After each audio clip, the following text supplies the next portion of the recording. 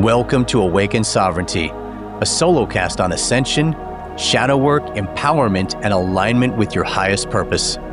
I'm Chris Pinckley, spiritual coach and guide for those moving through deep awakening, transformation, and personal evolution. Let's begin. In this episode, I'm going to discuss what to do if you're having your spiritual awakening while you're in the corporate world. Now, this is a big conundrum for a lot of people because spiritual awakenings are happening all over the world. Millions and millions of people are starting to awaken,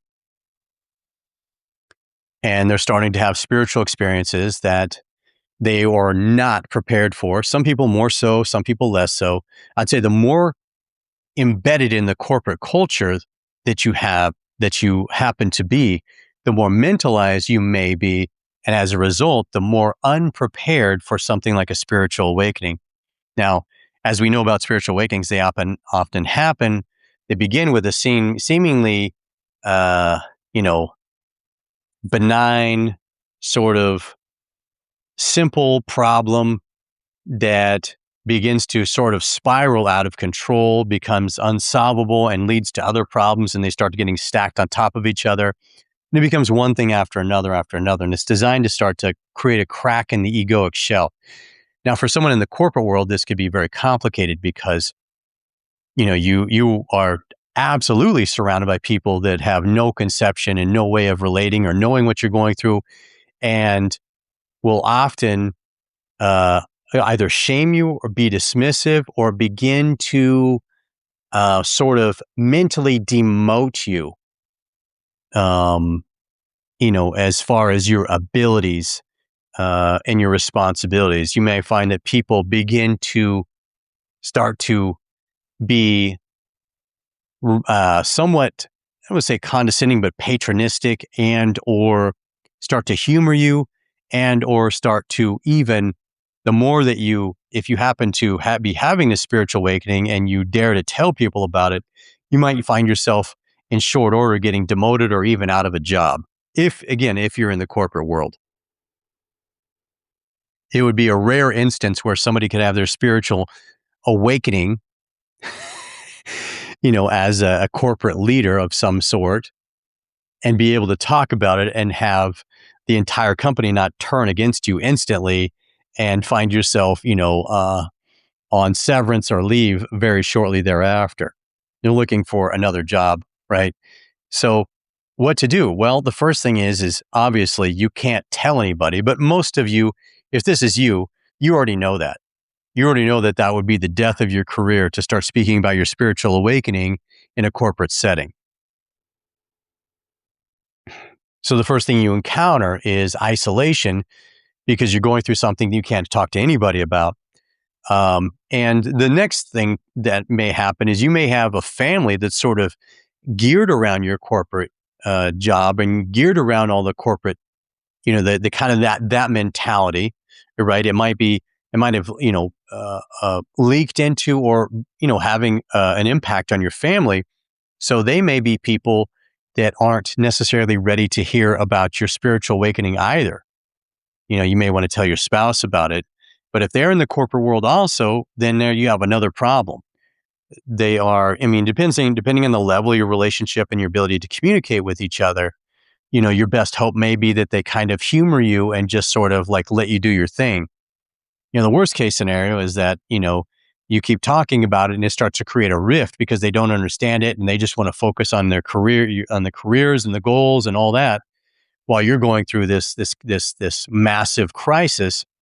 And it could even lead to, a divorce, separation, divorce. So again, really, you're kind of stuck because the worst thing to do is often to start talking to people about it. But the thing that seems natural and most compelling is to want to talk to people about it. So what do? Well, the first thing is hopefully you're guided to some sort of a podcast or teachings like these, so you can start to put it together and make sense of it. And often your higher self will indeed guide you to something like this so that you can start to, make sense of the whole thing. The second thing to understand is that you're not alone. There are millions and millions of people going through spiritual awakening right now, right? So you're not alone. This is not unique or special, although each person's spiritual awakening is slightly different. and is unique and is special, but you're not really unique or special. Millions and millions of people are doing this. So that should actually be a relief, lift a little bit of the burden. The third thing to understand is that your higher self may have other plans for you other than the corporate world. It's possible that you could keep your job, go through your spiritual awakening. It's possible that you'll lose your job, or it's possible that you'll just find that you can't tolerate it anymore because it's, I don't want to say this about all corporate jobs because there are more and more, people out there, kind of at higher levels that have gone through spiritual awakening, starting to reorganize their corporations to make them more heart-centered. But for many of you going through spiritual awakening, you're going to find that it's very difficult to continue to be in that environment because it's often quite soulless. And you'll feel that. You'll feel that contrast of just feeling in this place that feels, it's going to feel to you less and less good to be there. For many of you, not all of you. Some of you will be in jobs where, in corporate jobs where it'll be just fine. But for the majority of you, there's going to start to be a rift or friction between where you were and where you are now and where you're going. So what you want to start to do is engage in daily meditation, start asking your higher self, your spirit self, what is my highest calling? What's my next move? What do you need me to do? How do I facilitate this to make the transition smoother? Start seeking and asking these questions about, what to do next, where to go. Is there a higher calling that you want me to engage with? What is my highest purpose? What is my next right move? Some of you may go through more extreme versions of this, which can look like either having your life completely torn out from under you, which can be very brutal, all the way to having like a spiritual psychosis because you have a Kundalini awakening and you're seeing crazy things and you're being astral projected out of your body and all kinds of stuff. You're getting downloads and all kinds of weird things are happening. So spiritual awakening can be anywhere from just a little bumpy all the way to, incredibly dark and brutal. It depends on what your higher self's mission is for you, how much egoic diminishment and breaking down of the ego do you have to go through, and, what kind of soul mission plan your higher self has, how much resistance, and then how big is the mission for you. And one thing that's true is that the bigger the mission you have, the more you might have to go through to get to a place where you're ready to begin that mission, embody that mission. I'd say the biggest thing is just understanding that, spiritual awakenings in the corporate world are unique because there really is just a massive juxtaposition between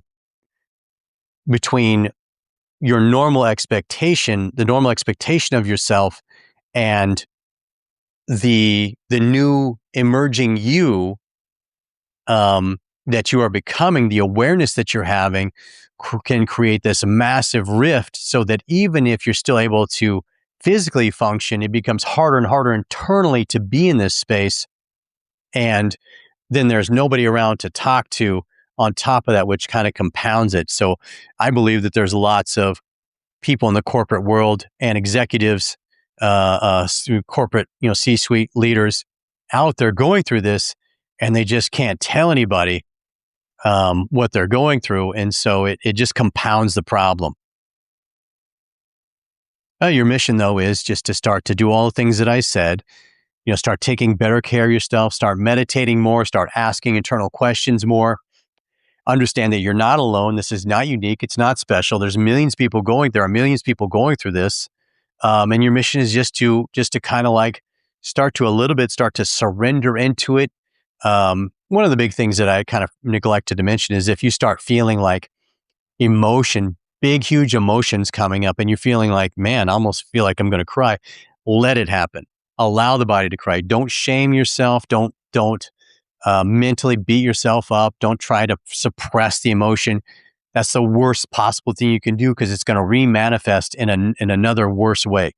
Instead, just let yourself be emotional. Let the grief and the tears come. If there's anger that needs to rage, scream into a pillow, or whatever you need to do, just get it out of the body. Don't shame yourself.